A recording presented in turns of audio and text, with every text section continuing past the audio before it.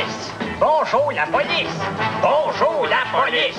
Cette semaine, à Bonjour la police, eh bien, on parle de sécurité routière avec l'agent Larue de la communauté urbaine de Montréal. Alors, bonjour la police. Bonjour la police. Alors, l'agent Larue, habituellement, est déguisé en agent double avec fausse barbe, fausses lunettes et faux coupe-vent sur la rue Saint-Denis, dans le coin des Pocheurs. C'est cela. Et puis, les affaires vont bien? Ah oui, c'est pas pire. Non, mais présentement, on va parler de sécurité, plus précisément. Alors, qu'est-ce que c'est que vous avez à conseiller aux spectateurs, point de vue sécurité? Eh bien, disons, dans une chaloupe, il vaut mieux stabiliser l'embarcation au moyen d'un filet de sauvetage. Disons, en parlant de sécurité routière. Ah bon. Alors, en voiture, il ne faut jamais boire en état d'ébriété.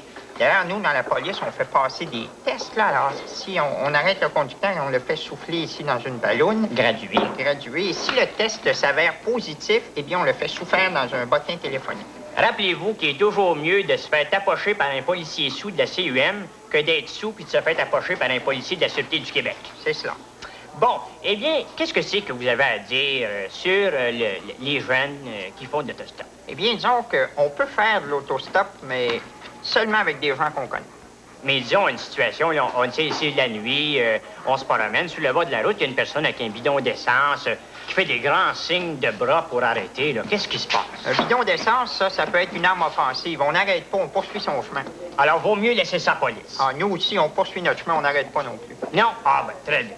Alors, il y a une petite nouvelle brève en terminant. Je ne sais pas si vous savez, mais Gaston Harvey a été déterré pour la 16e fois consécutive pour une autre autopsie. Oui, imaginez-vous que le constable Poitras a retrouvé son walkie-talkie dans le sternum de Gaston Harvey. Le Poitras, qui est renommé, on l'appelle même Quincy Poitras au département. Et qu'est-ce que c'est les nouvelles conclusions de l'autopsie? Eh bien, le rapport du coroner se lit comme suit. Gaston Harvey est décédé par suite de contusions multiples causées par des vers de terre. Mon Dieu, mais ça change tout, ça. Je le savais qu'on n'avait rien à faire là-dedans. Alors, c'est tout pour Bonjour la police. Bonjour la police. Bonjour la police.